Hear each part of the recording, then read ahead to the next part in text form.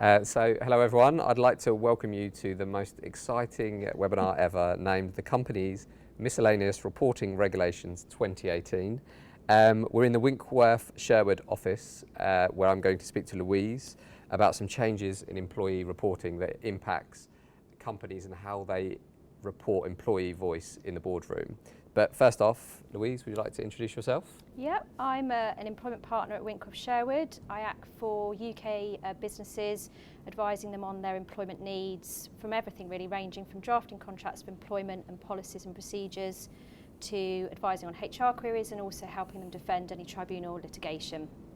And I work for all sizes of businesses, from startups to larger companies. So I'm Matt Phelan and I'm a co-founder of a business called The Happiness Index, and we do employee and customer voice. So that's why I wanted to speak to Louise about how we could work together to help companies with this new change. Louise, can you actually just kick off and explain what this really exciting subject is and what's actually happening? Yeah, so it's a new piece of legislation that's come into force called the CompaniesMiscellaneous Reporting Regulations. And it provides for changes in corporate reporting, and as you just mentioned, we're looking at the changes in relation to employee engagement in this webinar today. And the new regulations provide that directors' reports have to provide a statement on three things now. Firstly, how do companies engage with their employees? Secondly, how the directors have had regard to the interests of the employees, and thirdly, what effect that has had, including on principal decisions taken by the company. Yep. And the new reporting regulations apply to financial years starting on or after the 1st of January this year. So we'll start to see these new statements being included in reports from 2020. And what type of companies need to be doing this? So it's UK incorporated companies, and that's whether they're listed or unlisted, with more than 250 UK employees. Yeah. So it only applies to companies, so not limited liability partnerships like my firm or other law firms or professional services firms. And there are various things in the legislation about how you calculate whether or not you've got 250 employees or more across the course of the financial year. And the important thing to note there is it's wider than just your traditional employee, a full-time employee. It would also cover part-time employees, fixed-term employees, and also workers, so 0 hours workers at all. Yep. So you need to include all of those numbers when deciding whether the company falls within the ambit of the legislation. Right. So just to get it clear, if we're a company, we've got 250 employees. Yeah. When's our first board meeting need to have that report in? So it's for the annual reports from 2020. So as soon as the end of the financial year, after that, once the companies have to report on that, it will be from that stage. Got you. So quite soon. Yeah. Yep. Cool. So anything else in there that you found interesting or striking when you had a look at it? Well, I think it is really interesting because it's really about forcing companies not just to pay lip service to employee engagement. Now in reports they have to describe what mechanism they have for employee engagement, and that could be a range of different things that they could implement. But also they have to set out in their statement how they've taken on board employees' views. Yep. So perhaps give some examples of where they've taken into account views and what effect that's had on their decision making.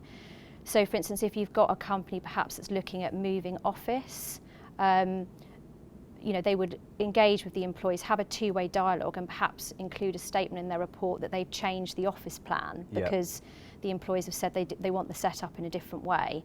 So it's really about giving employees a voice at the top level, so for boards to listen to them. Okay, and is there any teeth behind the change at the moment? Because obviously everyone that's listening will have had a nightmare with GDPR. Yeah. And there was all the talk about turnover and that kind of stuff. Yeah. If companies don't do it, what's going to happen to them? Well, it's actually an obligation on the directors to provide accurate reports in accordance with the legislation. So it will actually be an offence for the directors personally, right. A criminal offence if they deliberately fail to comply with the regulations. Yeah.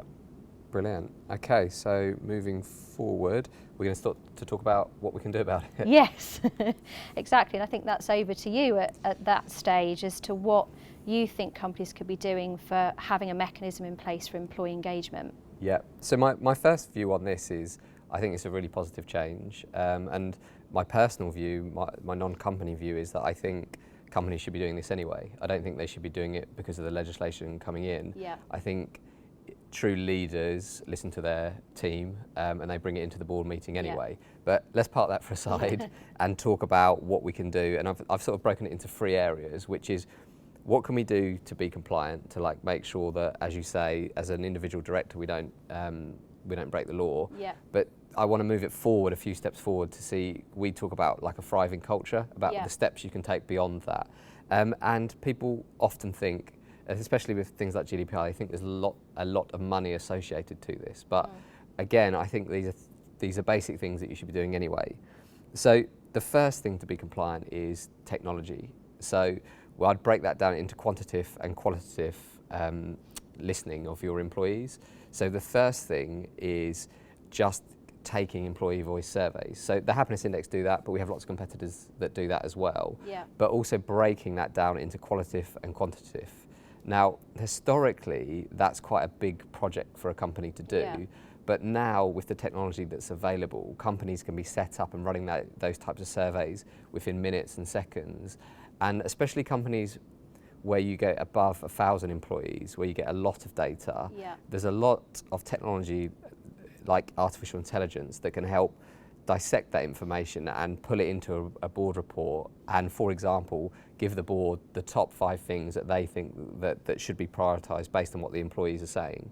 So there's a mix of using technology to give your employees more voice. Yeah. So they're the first things. We have technology that is employee voice that does qual and quant. So that can be set up in weeks. So I don't think anyone needs to worry about like the timing frame behind this. But the next stage is what we call the insight pathway. So a lot of people who'll be listening will talk about data and insight. And for us, to be compliant with the legislation, that's about putting data into the boardroom. But what we would recommend is the next stage forward, which is what we would call insight. So insight is actually understanding that data. So as an accompanying to this webinar, it's not time to go through this, but our pathway, which I'll read out, goes from data to information to associations to insight to wisdom. And what that means is it's all very well doing the first stage, which is listening to your employees, but you actually need to understand why they're saying it. So what's the sentiment behind it? And the other final point on that is that people always assume that what the employees are going to suggest is going to be negative or bad. There's a fear about this, but quite often it's really positive stuff that can help move the company forward. Yeah. They're the first 2 stages. The third stage would be what we call a cultural dashboard. So that's where you get more sophisticated and you start to visualize the interactions and relationships between what employee voice is telling you and what customer voice is telling you.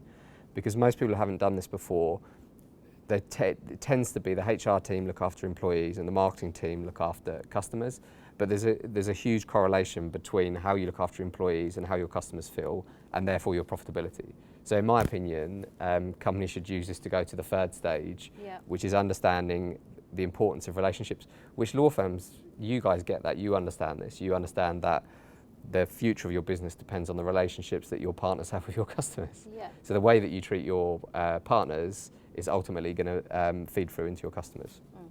So they're the three stages that we would take through, which is first is to collect it with technology, but secondly to use human insight to understand it, and third one to look beyond and start correlate between things like customer voice. So Louise, we've obviously jumped from what's happening to going through to what you could do about it, but for people that have been listening, can you just summarise in 2 sentences the change that is coming? Yeah, so it's new employee engagement reporting requirements for companies with more than 250 UK employees, that they have to report on what employee engagement that they're undertaking and how that's had an impact on their decision making. Yeah, brilliant. That's been really useful for me. And do you want to summarise your bit in a couple of sentences? In a couple of sentences, listen to your employees and include it in the board report. It Yeah. sounds like, when I read it out right at the beginning, let's go back, the Companies Miscellaneous Reporting Regulations 2018, it sounds really scary, but it's actually quite simple. It's listening to your employees and including it in the board report. Yeah. So, on to the last bit, Louise. So this is your insight bit. What's your Yeah. one bit of advice for companies? Well, I think it's really echoing what you've just said, that I think it is really important, no matter what the size of a company, to listen to your employees and for that to be, for their voice to be heard at the top level. Because if you've got an engaged workforce, then it's going to be a much more productive company, and you're going to have a really engaged and thriving workforce. Yep. And your takeaway from today? Is don't be scared of the legal stuff. There's people like Louise that can help you. Understand it, take time to understand it like we've done today, but then use it as an opportunity to improve your company. Brilliant. Thank you. Louise, just want to say thank you, and to Winckworth Sherwood for letting us use your amazing office. You can't see it behind the camera, but there's an amazing view of London. Thank you for your time. Thank you. Thanks, Louise.